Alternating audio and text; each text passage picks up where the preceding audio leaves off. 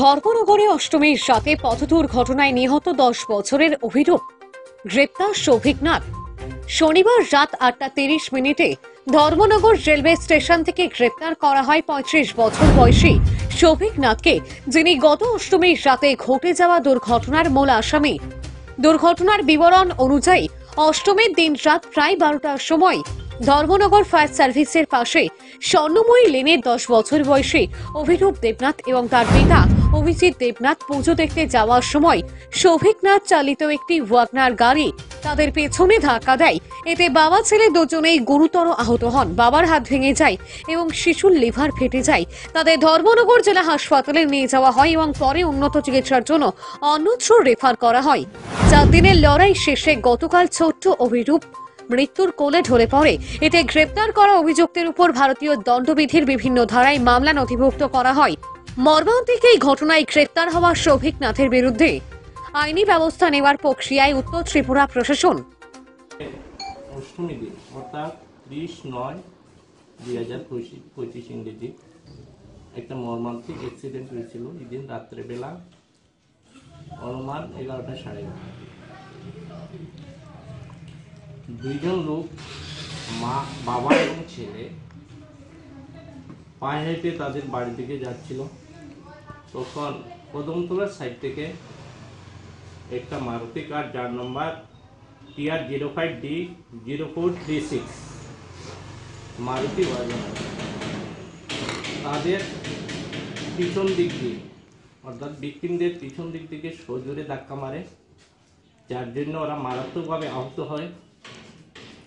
সঙ্গে সঙ্গে ধর্মনগর জেলা হসপিটালে তাদেরকে আনা হয়। সেখান থেকে উন্নত চিকিৎসার জন্য শিলচরে রেফার করা হয়। সেখানে চিকিৎসারত অবস্থায় 10 বছরের ছেলে, নামটি অভিরূপ নাথ দেবনাথ সেখানে মৃত্যুর কোলে ঢলে পড়ে। পরদিনই ওর মা ধর্মনগর পুলিশ স্টেশনে কমপ্লেন করেন। পরবর্তী সময়ে কমপ্লেনটা রেজিস্টার্ড হয় under section 281 to 125B of BNS এবং 184 এবং 187 ধারায় এমবি অ্যাক্টের। ইনভেস্টিগেশন শুরু হয়।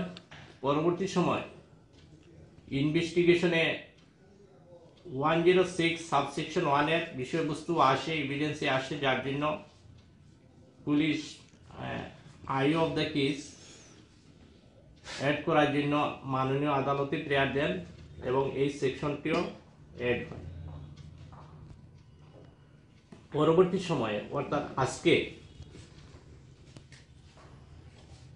105 বিএনএস এর ধারায় আরেকটি পিটিশন করেন ওনারা, অর্থাৎ culpable homicide not amounting to murder, অর্থাৎ ইচ্ছা করে সে জানতো যে এই ধরনের অ্যাক্সিডেন্ট হওয়ার পর তার ডিউটি ছিল তাকে হসপিটালাইজ করা, সে না করে তার গাড়ি দিয়ে ওর উপর দিয়ে গাড়িটা চালিয়ে যায়, যার জন্যই অ্যাক্সিডেন্টটা হয়।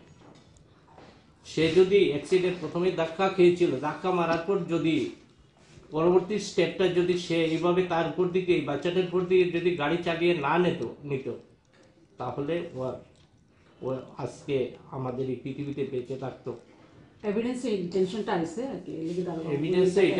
এভিডেন্সে বা ওই সিসিটিভির যে ফুটেজ, ওটা থেকে পুলিশ নিশ্চিত হয়ে এই অ্যাডেড সেকশনটা দেন এবং মাননীয় আদালত 105 বিএনএস সেকশনটি অ্যাড করেন।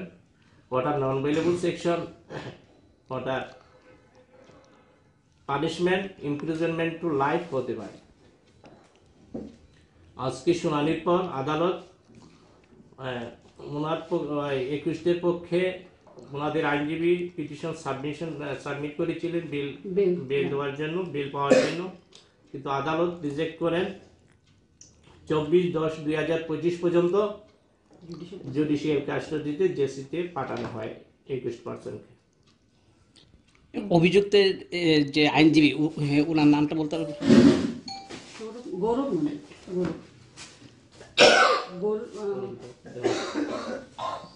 এটা চৌধুরী চৌধুরী ব্যুরো রিপোর্ট যুব বিচিত্রা ডিজিটাল ডেস্ক।